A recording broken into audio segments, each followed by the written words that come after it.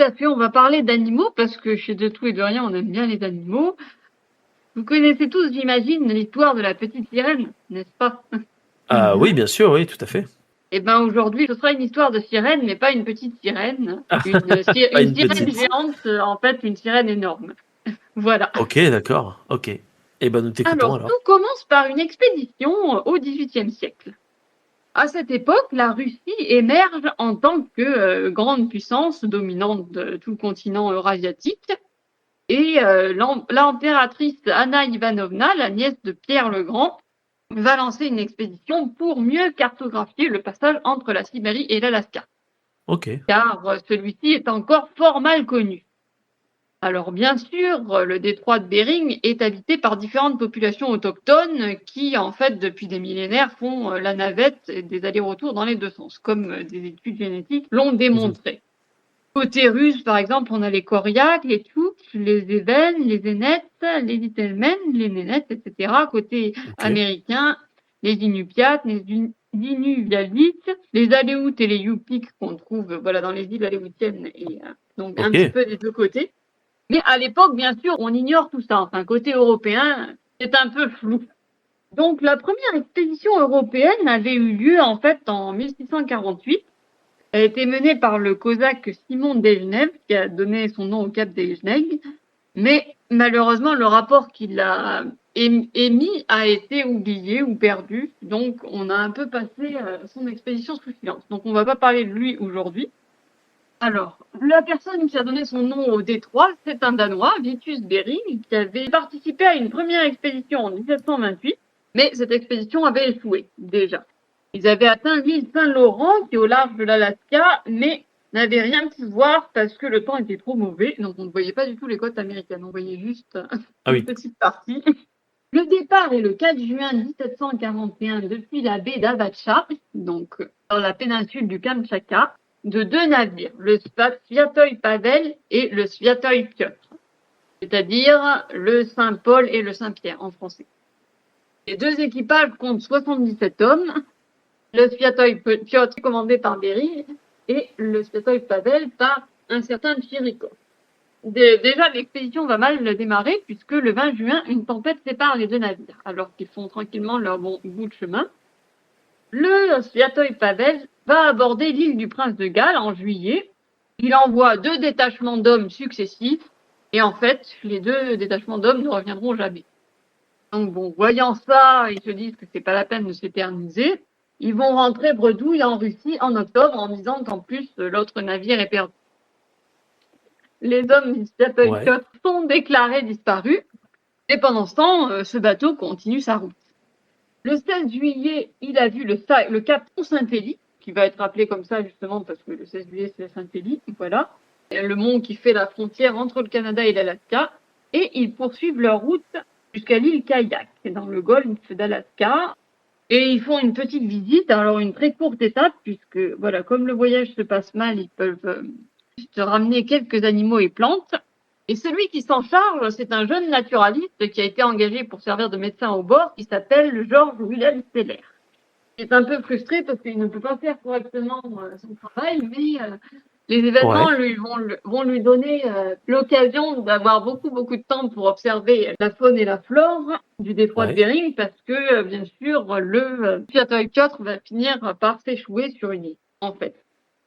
Au mois de ok, septembre, alors que le Sviatoy Piotr fait route vers la Russie, la maladie et le manque de vivres vont frapper l'équipage, tout le monde est malade. Ils n'ont plus d'eau que de l'eau saumâtre, puisqu'ils n'ont pas vérifié la salinité de l'eau en refaisant leurs provisions sur l'île Kayak. Et en plus, une tempête a endommagé le bateau. Et ok, ils vont finir par voir en novembre une côte qui se détache parmi les brumes du mauvais temps et par échouer dans une petite baie. Alors, c'est très compliqué parce qu'il faut sortir tous les hommes qui sont déshydratés, dénutris, atteints du scorbut ou d'autres pathologies. Et voilà, le bateau est à moitié détruit. Et ils ignorent où il se trouve. Parce qu'au départ, ils ok, pensent être échoués sur la côte sibérienne, mais ils se rendent compte qu'il y a plein d'animaux sur l'île. Des renards, beaucoup de renards polaires, les asiatiques commencent d'ailleurs à les harceler parce que les renards aiment bien chipper des affaires. Je ne sais pas si vous le savez, oh si non, je vous savais avez pas que les renards remarqué. étaient des voleurs. Ah bah si, ils aiment bien prendre un peu tout. Donc Ok, là, en mais c'est pas juste l'occurrence, simplement pour récupérer de la bouffe, j'imagine. il faut récupérer de la bouffe, mais aussi tout. Donc ils aiment bien jouer avec D'accord, les ok. vêtements. Là, en l'occurrence, ils s'amusaient à leur emporter leurs gourdes ou les ceintures, les trucs qui traînaient. Donc c'était assez fatigant. Et il y avait Oui, je veux beaucoup de bien le loutres croire, oui. aussi. Des loutres qui n'avaient pas du tout l'air farouches, en fait, qui venaient les renifler. Alors que d'habitude, les loutres fuient à l'approche de l'homme, pas parce qu'elles ont l'habitude d'être chassées, surtout à cette époque, on les Oui, mais là, chassait c'est des loutres qui ne énormément. les connaissent pas encore, c'est pour ça. Et oui, donc ils en déduisent que ce rivage est probablement inexploré. On envoie les 3 hommes qui tiennent encore à peu près debout partir en expédition de reconnaissance. Et en attendant, le reste de l'équipage doit s'installer. Donc, c'est une terre battue par les vents, avec surtout de la lande, en fait, Ouais. des herbes, quasiment pas d'arbres, donc difficile de se trouver faire des abris. Il faut creuser dans le sable, c'est humide. L'équipage a froid, a faim, et essaye de récupérer un peu de nourriture dans l'épave du bateau qui est à moitié échoué dans la baie, en fait. Et en fait, en faisant des allers-retours entre la baie et leur campement, ils s'aperçoivent qu'il y a des formes arrondies qui dépassent de l'eau, comme s'il y avait des bêtes en dessous, en fait, avec le dos qui dépasse. Et ils commencent à vouloir les observer, parce qu'au départ, on voit c'est juste des gros machins qui flottent. Ouais. Ouais, Surtout, c'est un c'est peu l'air flippant qui... quand même. Oui, Oui, même, surtout, effectivement, c'est ça c'est dit très tout sa intriguant. curiosité scientifique. Donc, à l'occasion d'un des allers-retours vers le bateau, qui se font difficilement parce que je vous rappelle qu'il fait très mauvais temps, il s'approche donc des formes arrondies, des dos qui émergent, et il s'aperçoit qu'il y a des petites têtes qui sortent de l'eau et qui poussent des sortes de hennissements. Donc, ce ne sont pas des Ok. baleines, comme ils avaient pensé. Et en approchant un petit peu, on voit les têtes qui se tournent vers eux. Ce sont des têtes chauves avec un gros mufle avec des moustaches, des vibris, et de Ok. petits yeux ahuris et myopes qui les regardent. Et les têtes se replongent et se remettent à brouter. Car oui, ce sont de gigantesques animaux qui flottent et broutent et qui ressemblent beaucoup Ouais. C'est des grosses à des vaches. Pyrénéens. Ah. Alors, est-ce que vous savez ce que sont les Pyrénéens? Alors, moi, je sais, mais je sais pas si Roman Ah sait. non, je sais pas du tout. C'est comme des lamantins ou des dugongs. Tout à Ouais, je fait. suis désolée, vous me... Ah oui, d'accord, ça y est, je vois. Tu vois, les espèces de gros Là, trucs avec oui, des gros nez, Ouais, et ouais, ça fait ouais. des chants, voilà. mais très mélodieux, et c'est pour ça qu'on les appelle les sirènes. Ah, j'ai jamais entendu leur chant. Ah, moi non Bon, faut que plus, j'aille écouter ce c'est... soir. De toute façon, Bah, peut-être que c'est leur des chant est sortes moche, de... mais... Je vais vous rappeler ce que sont les Pyrénéens pour nos chers auditeurs qui nous Vas-y, vas-y, écoutent. bien sûr. Ouais. Les Pyrénéens sont des parents des éléphants. Leur ancêtre, comme celui des baleines, était un espèce de petit mammifère avec des petits membres et une petite queue, qui est petit à petit revenu à l'eau. Voilà, c'était au stand de l'Éocène moyen, il y a 40 millions d'années. Et voilà, il s'est divisé en 2 familles. Les Triquéquidés, c'est la famille des lamantins. On trouve plusieurs espèces, enfin 4 espèces. Le lamentin d'Afrique de l'Ouest, d'Amazonie, le lamentin nain et le lamentin des Caraïbes. Alors, ils font de 2,50 m à 5 mètres pour un poids de 250 à 600 kg, à part le lamentin nain qui fait 1,3 m. Ils ont une queue arrondie. C'est important pour les différencier du dugong. Bon, le record de poids, c'est 1000 kg. Et les dugonguidés. Les dugonguidés ne regroupent qu'une seule espèce actuellement, les dugongs, donc, qu'on trouve sur les côtes de l'océan Indien, du Pacifique et de la mer Rouge. Voilà, le nom dugong vient du malais, qui signifie la dame de la mer. Donc les dugongs sont un petit peu plus petits. Ils font de 2,5 à 4 mètres pour un poids de 250 à 500 kg. Le Ok, record, c'est 900 kg. Contrairement aux lamantins, les dugongs ont une queue qui ok. ressemble à celle des baleines. Voilà. Ah oui, d'accord, ok. Alors que le lamentin, c'est un peu plutôt genre queue de castor ovale, quoi. Oui, qui ressemble en fait à une spatule. Voilà. Une spatule, ouais, plutôt. Ok. Voilà, Pas mal. mais ils se ressemblent beaucoup, hein, effectivement. Ils ont en commun d'avoir le même type de tête avec le mufle et d'être strictement herbivores. On les surnomme également les vaches de mer car ils passent leur temps à brouter des algues. Eh oui, c'est ça, justement. Les Pyrénéens, ils ont été nommés comme ça à cause de leur chant mélodieux, effectivement. On les Ok. appelle les sirènes aussi à cause du fait qu'ils ont la particularité, contrairement aux autres mammifères marins, d'avoir les mamelles sur la poitrine, donc comme les humains. Et même si ce sont des sirènes obèses et moustachues, ça fait effectivement un peu comme des femmes. Quand ils allaitent, ils ont des mamelles pleines de lait et des petits qui sont blottis contre leur poitrine. C'est très mignon d'ailleurs. Si vous pouvez aller voir des vidéos d'allaitement de lamentin. Alors, allaitement de dugong, on ne voit pas trop parce qu'ils sont plus difficiles à filmer avec des caméras, mais effectivement, ça fait un petit peu comme un allaitement humain. Ok. Ou effectivement, la légende des sirènes et effectivement peut-être le chant aussi, mais honnêtement, je ne suis pas sûre qu'ils soient de très très bons chanteurs en fait. Ok. Ils font plutôt des sortes de petits bruits là, qui peuvent faire penser à des voix dans la tempête. Oui, c'est comme une espèce de grosse vache sous-marine qui fait genre mouh. Quand t'es un Exactement. marin un peu en manque dans la brume, tu avec beaucoup d'imagination. Voilà. Ok. Alors, l'animal qu'ils viennent de trouver, lui, est une beaucoup plus grosse pointure, puisque on va appeler la rytine, et qui va s'appeler rytine de stellaire, puisque c'est stellaire qui va en faire la description, fait de 6 à 9 mètres pour un poids estimé à 8 à 11 tonnes. Ok, c'est énorme. Waouh. Ok. Oui, c'est énorme. J'ai trouvé une photo, je te le mets dans le Discord, comme ça tu pourras voir. Ah, je veux bien, ouais. Merci. Tu pourras voir la taille par rapport aux autres. C'est monstrueusement gros. On l'appelle rytine, en fait, ça vient du grec ancien ritus, qui signifie Ouais.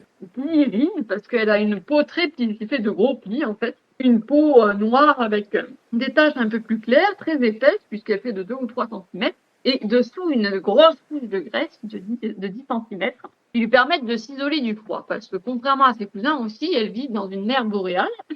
Elle a, comme le dugong, une queue de baleine, en fait, et en fait, elle est si volumineuse que les adultes ne peuvent pas s'immerger complètement. Elle a toujours le dos qui dépasse, comme des espèces de gros rochers qui flottent et broutent toute la sainte journée. Elle n'a pas de dents, elle a 2 grosses plaques en kératine, voilà, qui lui permettent d'arracher les algues, essentiellement du kelp. Et elle aime bien vivre dans les basses eaux, en fait. Elle vit pas très très loin du rivage et elle se sert de membres antérieurs pour se diriger, en fait. Elle évite d'aller trop vers le large pour ne pas être emportée et vit en troupeau. Exactement comme les bovins, en fait. Ouais, c'est ça, d'où le nom de vache des mers. C'est que c'est vraiment c'est une grosse vache aquatique, quoi. Voilà, c'est une grosse vache aquatique. Mais qui est plus proche de l'éléphant, finalement, génétiquement parlant. Oui, c'est ça. C'est ça, donc elle vit en troupeau. Apparemment, d'après ce qu'on en sait, d'après ce que Stellaire a observé, elles étaient monogames. Les accouplements étaient plus fréquents au printemps et la gestation durait un peu plus d'1 an. Donc les naissances, c'était vers l'automne, parce que justement, quand ils sont arrivés dans l'île, ils ont remarqué qu'il y avait pas mal de nouveaux-nés parmi les rytines. Et donc en 1741, c'est une survivante du Pléistocène, puisque à l'époque, on en trouvait jusqu'en Mexique, au Japon, on a trouvé des fossiles, plus des traces d'eau qui prouvent qu'elles ont été mangées. Voilà. Et à l'époque, mangées notamment par les tribus indigènes dont je vous ai parlé précédemment. Oui, au tout début, ouais, toutes ces personnes-là. Oui. Ok. Voilà, c'est ça. Donc, en novembre 1741, bien sûr, Stellaire, qui commence à les observer, ignore tout ça. Bon. Déjà, le petit problème, c'est que l'équipage est complètement en déroute, ils n'ont plus de capitaine, puisque Bering meurt à 60 ans en décembre 1741. Ok, d'accord. Alors, il va donner son nom au détroit, à la mer de Bering, à l'île où il est enterré, puisqu'ils sont bien sur une île, voilà, et même à un glacier. Voilà. Et pour la petite histoire, en fait, on a retrouvé sa tombe en 1991 lors d'une expédition, et le corps de 5 autres marins, et on les a réenterrés dans une sépulture aménagée en 1992. Voilà. L'équipage, en fait, va rester 10 mois dans l'île, jusqu'en août 1742, et survivre en partie grâce à la vache de mer.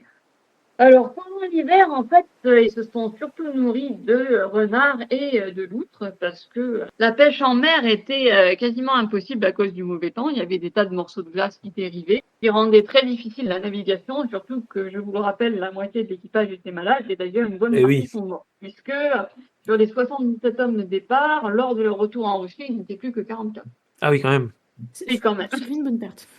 Ouais, mais ils auront pu voir des rytines.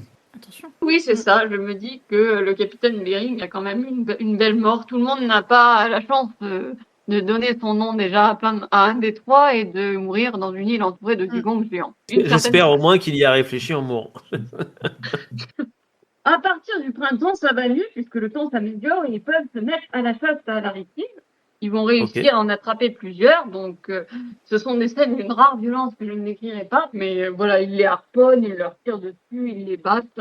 Bon, Ouais, ils après, se ils ont servent, l'excuse quoi. d'avoir. Voilà, ils ont quand même l'excuse d'avoir faim et d'avoir trouvé une bonne source de nourriture. Puisque avec une seule rétine, vous pouvez nourrir tout un équipage pendant un mois, quoi. Sans compter le Eh fait oui. que la graisse permet de se chauffer aussi. Ils n'avaient pas de bois de chauffage, alors que faire fondre la graisse, ça donne de l'huile pour les lampes et ça permet de faire Oui, une ça fait un flambée. combustible, effectivement. Voilà, Puis un ça doit être bien combustible. gras, une rétine. Ah oui, c'est 10 cm de graisse. Il y a de quoi faire. Tic. Voilà, Ok. un peu après Noël, en fait, les 3 personnes qu'ils avaient envoyées en éclaireur sont revenues pour leur confirmer qu'ils étaient une île qui va s'appeler Bering et qui n'est d'ailleurs pas très loin d'une autre île, enfin, qu'ils ne vont pas trouver à ce moment-là, qu'on va appeler l'île Menny plus tard. Et les 2 îles Ouais. seront appelées île du commandeur ou Commanderski en russe, voilà, Ok. toujours en hommage à Bering. En juillet 1742, Steller va faire une dissection complète d'un spécimen de femelle de rétine Ok. et tout noter. Pour ça, il va souvoyer 3 marins pour l'aider à faire la dissection parce que la bête est tellement volumineuse qu'il n'aurait pas pu réussir tout seul, Ouais, tout ça, c'est notamment à impossible. sortir les entrailles. Il fallait se mettre à 4 pour tenir l'estomac quand même, qui faisait 1,50 m. Oh là là. Ouah. Vous pourrez retrouver tous ces chiffres dans son rapport. Voilà.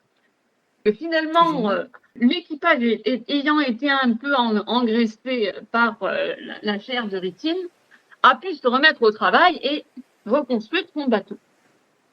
En août 1742, ils vont donc repartir en laissant derrière eux l'île avec les renards qui ont continué à leur manger leurs provisions et les loutres aussi, les loutres, et revenir en Russie où ils n'étaient plus du tout attendus. En fait, ils sont arrivés à la fin du mois d'août 1742. Tout le monde pensait qu'ils étaient morts. Bon, c'est vrai pour une grosse partie de l'équipage. Et au départ, d'ailleurs, leur rapport n'est même pas accueilli à bras ouverts. On va un petit peu leur causer des ennuis, surtout à Steller qui en fait a pris fait et cause pour des indigènes dans une histoire de rixe, voilà, entre autochtones et colons russes. Donc, il va se faire oublier et ses travaux ne seront publiés qu'un peu après sa mort. Alors, Ok, Steller meurt d'accord. très jeune, à 37 ans, en Ah oui. 1746, dans la ville de Tioumen, en Sibérie, d'une mauvaise fièvre. En fait, il aura Oh là passé là. les dernières années de sa vie à faire des allers-retours en Sibérie et à essayer de mettre un peu d'ordre dans ses notes. En 1751, on a la publication de deux Bestis Marinis, des têtes marines, donc en latin, Ouais. qui seront ensuite traduits en allemand et en anglais. Le rapport complet de l'expédition sera, lui, publié en 1793. Vous voyez, Ok, il a d'accord. longtemps attendu ce rapport, hein, c'était bien la peine, Bah oui. par le naturaliste Pallas. Voilà, Ok. donc De Bestis Marinis contient donc une description détaillée de la rétine de Steller et également Ok. des otaries à fourrure, une espèce qu'on ne connaissait pas non plus, des lions de mer, de la Ok, loutre de d'accord. mer, dont on connaissait assez Ok. mal le comportement aussi, même si elle était très abondamment chassée. Mais là, justement, l'avantage d'être sur une île déserte, c'est qu'ils ne passaient pas uniquement leur temps à tuer des animaux, même s'ils en ont tué beaucoup, des Ok. centaines de loutres pendant Ouais, ça, je mais viens de voir. aussi Puis à les, même aussi à les les otaries, ça doit observer. être bien gras, hein. Je Alors regarde les des photos otaries, d'otaries. justement, ils n'ont pas pu en manger parce que l'otarie est toxique en fait. On Ah ouais? peut pas Tu le peux pas manger consommer. d'otaries? Oui, le goût est infect, paraît-il. Donc Ok, ils ont c'est commencé à rigolo. en tuer, mais ça n'avait pas de, voilà, c'était tellement beau. En tout cas, ils aimaient pas, quoi. Tellement D'accord. infect que voilà, ils ont dû se rabattre sur d'autres proies. C'est assez amusant à lire des Bestis Marinis, puisque à la fois il y a des mesures très concrètes de tous les animaux, voilà, vous avez le rapport complet de dissection de la rétine, par exemple, et Ouais. des considérations assez poétiques ou sentimentales, par exemple sur les bébés loutres avec leur maman, ou alors sur les rétines qui s'accouplent au petit matin en commençant par se rouler dans les vagues. Donc je pense que ça doit être Ok. quand même un spectacle assez exceptionnel, ainsi que le fait que les rétines sont des animaux qui sont extrêmement soucieux les uns les autres, puisque pendant les chasses, en fait, elles donnaient des coups de tête dans les bateaux pour essayer de les faire tomber. Ah Même oui, si d'accord. oui, même si elles ont un tempérament très placide, par Ouais, exemple, elles se défendent quand même. ils pouvaient se déplacer au milieu d'eux, en fait, et leur tapoter le dos ou les caresser sans qu'elles bouffent trop. Mais quand elles étaient attaquées, quand même, Ils se défendent. Elles se défendent, elles ouais. se rebiffaient et Ok. certaines allaient même voir le cadavre qui avait été chassé sur la plage. En fait, elles restaient dans l'eau à les regarder. C'est très triste, dis donc, ça. Oui, c'est très triste. Pauvre Rétine. C'est Ok. encore plus triste quand on sait la suite, en fait, puisque la nouvelle d'une espèce grasse et facile à chasser et comportant de nombreux bienfaits tant pour l'alimentation que pour se chauffer, ou même construire des bateaux, puisque la peau, comme la peau des rhytines était très solide, on pouvait en faire des kayaks. Ouais. Aussi, c'est vite répandu. Sachant que c'est une bête qui était un petit peu connue peut-être des indigènes, parce qu'on en retrouvait parfois des cadavres sur les côtes qui avaient été arrachés à leur île, et voilà, à cause des courants, et qui étaient revenus se fracasser sur les rivages russes ou américains. Mais en 1741, en fait, l'essentiel de la population des rhytines se concentrait sur les îles du Commandeur, en fait. Et cette population, c'était pas beaucoup d'individus. C'est-à-dire que quand l'équipage de Bering est arrivé, ils en ont vu des centaines et des centaines. Tout autour de l'île, il y avait des tas de troupeaux qui flottaient et qui broutaient et qui tournaient autour de l'île à longueur de journée. Donc, ils sont un garde-manger inépuisable. Mais en fait, sur les 2 îles, il y avait sans doute 2000 bêtes, quoi, à tout casser. Même si elles étaient très grosses, c'était une population très fragile, et l'arrivée des Occidentaux a signé leur arrêt de mort. En 1768, on ne trouve plus une seule rhytine. Elles ont été exterminées en moins de 30 ans par les chasseurs, donc qui se sont succédés une fois qu'on a ouvert la route commerciale entre la Russie et l'Alaska. Bien qu'en 1755, 534 animaux ont été tués, et pour la plupart n'ont pas été consommés. Oui, c'était vraiment, on tirait dans le tas, on en ramassait quelques-uns, et oui, on laisse le reste pourrir, quoi, comme d'hab, quoi. Surtout qu'en plus, comme c'était des grosses bêtes, il fallait quand même pas mal de monde pour les tirer hors de l'eau, en fait. Ouais. Il y a beaucoup de squelettes et de cadavres qui restaient échoués près du rivage. Et voilà, donc elle détient le triste record de l'extinction entre le moment de la description de l'animal et sa fin. Ah oui, donc à peine 30 ans entre sa découverte et la description de l'animal. Oui, c'est ça, c'était 27 ans en fait, de 1741 à 1768. Eh ben, on est efficace, hein. Ouais, c'est fou. La pauvre rhytine, du coup, donc ça veut dire qu'il y a que quelques individus au monde qui auront eu le droit d'assister au spectacle de rhytine broutant tranquillement dans Je trouve ça fou de les profondeurs. brouter. Oui, c'est rigolo. Tu broutes. Mais c'était vraiment, enfin, c'est dans la description, vous pourrez aller lire des bestiges. Oui, ça broute. Mais de toute façon, les dugongs et les dugongs et les lamantins broutent aussi. Ils broutent les algues, quoi. Mais en fait, tu vois, en bonne franc-comtoise, connaissant bien les vaches, dire brouter, ça me surprend. Oui, c'est ça, ouais. Alors, c'est parce qu'il y a l'herbe et crunch, quoi. Ouais, mais c'est assez rigolo. Si tu vas voir des photos de dugong ou de lamantin, tu les vois vraiment, ils ont leur grosse bouche et ils sont en train de schnouker des trucs dans le sol. Et ils ont des gueules très sympathiques au demeurant. C'est vrai, ouais. Et ils ont des petits poils sur le bout du museau. Oui, ce sont les vibrisses, les petites moustaches. Ah, ok, d'accord. Bah merci en tout cas de nous avoir fait découvrir cette mais cette je n'ai pas espèce méconnue. je vais encore un terminer twist. en vous donnant mes sources. Alors, j'ai fait connaissance de la rhytine au musée des Confluences à Lyon, il y a une dizaine d'années. Et oui, parce que quand le musée a réouvert, avant c'était un squelette de rhytine qui se trouve dans les collections du musée depuis 1898. Ok. Après un long périple de 2 ans, en fait, ce squelette est arrivé en France. Il a été intégré aux collections du musée Guimet, l'ancien musée d'histoire naturelle de Lyon, avec d'autres copains, mais il n'a vraiment été mis en valeur que dans la galerie de l'évolution quand le musée a réouvert. Avant, je connaissais juste le dugong naturalisé, que possède aussi le musée, que j'allais souvent voir quand j'étais enfant. Ok, d'accord. Il m'a donc fallu attendre tout ce temps pour rencontrer la rhytine, qui est toujours là-bas, que vous pouvez voir. Donc ça veut dire que si on va à Confluence, on peut trouver la rhytine dans une des galeries alors. Ah oui, dans la galerie de l'évolution, à côté de quelques autres animaux disparus comme le dodo et le loup de Statsmanie, je crois. Ok, d'accord. Voilà. Et moi, ce qui m'a donné justement, je suis revenue à ce sujet parce que récemment, j'ai lu un livre d'une romancière finlandaise qui s'appelle Ida Turpainen. Ouais. Qui s'appelle À la recherche du vivant. Alors, c'est traduit du finlandais Elolisette, qui signifie le règne du vivant ou le règne animal, qui est paru en France en 2023 et qui est justement consacré à la rhytine de Steller. Ok. Voilà, donc aussi bien ce que je viens de vous raconter, la désastreuse expédition tragique de Bering, que les suites en fait, notamment comment les naturalistes se sont intéressés à cet animal une fois exterminé. Voilà, le trajet des ossements, des quelques squelettes qui ont été trouvés, parce que malheureusement, on n'a pas énormément de squelettes de cet animal. Il y a son génome entier qui a été séquencé en 2021, donc qui a permis de certifier qu'elle était bien plus proche du dugong que le lamentin. Mais c'est toujours en fait un animal sur lequel on a beaucoup à apprendre et à trouver un squelette reste une aventure. Ça a été le cas en 2017 dans les films du Commander. La naturaliste Marina Chitova en a trouvé un. Donc, vous pouvez aller voir les photos sur Internet, on voit très bien, ça ressemble presque à une arche de bateau en fait, tellement les côtes sont grosses, enfin sont énormes, quoi. C'est comme, c'est comme la quille d'un bateau. Ah bah oui, en même temps ils ont stone le truc, hein, donc. Oui. Celui-ci, c'est pas un très très gros spécimen, il devait faire un peu plus de 6 mètres, je crois. Bon, enfin, 6 mètres, c'est déjà un peu plus de 6 mètres, c'est déjà considérable, hein, parce que là, il manque la tête, je crois. Donc, voilà. D'accord. Et voilà, et ceci, il faut terminer en parlant donc du statut des cousins de la rétine. Du quoi, pardon? Le dugong et le lamentin, qui sont tous classés vulnérables ou en danger. Tous les membres siréniens sont vulnérables ou en danger, alors? Voilà, tous les membres des Syriens sont donc, je vous en parle parce que voilà, c'est bien joli. Il faut en parler comme tu l'as fait longuement pour les différentes espèces de manchots. En plus, ces espèces sont toujours méconnues puisqu'elles sont assez timides.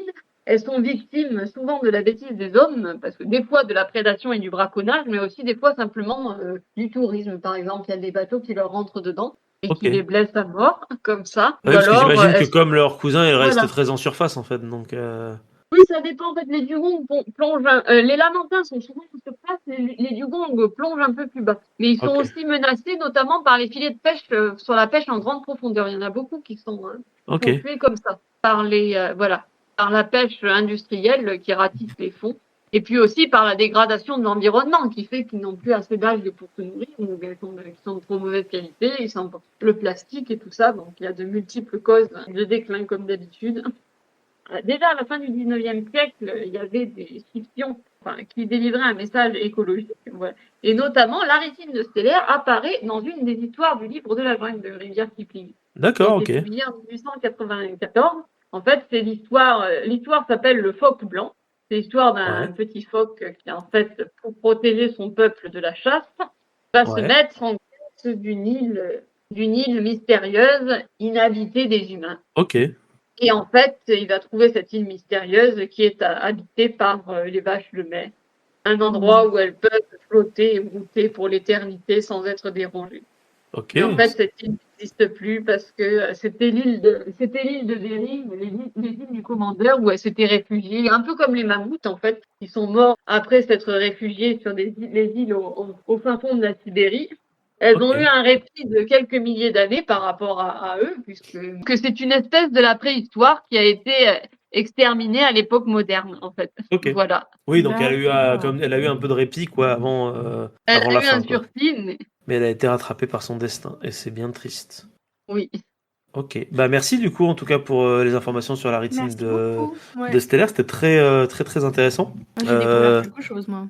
Oui, et t'as tout un univers qui s'offre à toi maintenant, Romane. Mais carrément. Avec la connaissance des dugongs et des lamantins et des trucs comme ça, il va falloir courir pour aller voir des photos de dugongs trop mignons, en train de tirer la langue, tu l'as sur Wikipédia, etc. Il y a plein de trucs chouettes. C'est vrai que ça broute. Hein. Ouais, tu vois, on voit qu'il broute. C'est fou. Ouais. Il broute dans la mer. Tu vois que ça fait vraiment schroum. Oui, schroum. On pourrait faire le bruit, ça broute. Les poissons, ils sont autour en mode chill. Mais voilà, c'est vraiment une vache, mais dans la mer. Tout à fait. Si ce petit instant passé en notre compagnie vous a plu et que vous avez envie d'en passer d'autres avec nous, eh bien n'hésitez pas à vous abonner, mettre un petit pouce bleu, partager la vidéo ou encore nous suivre sur les réseaux sociaux.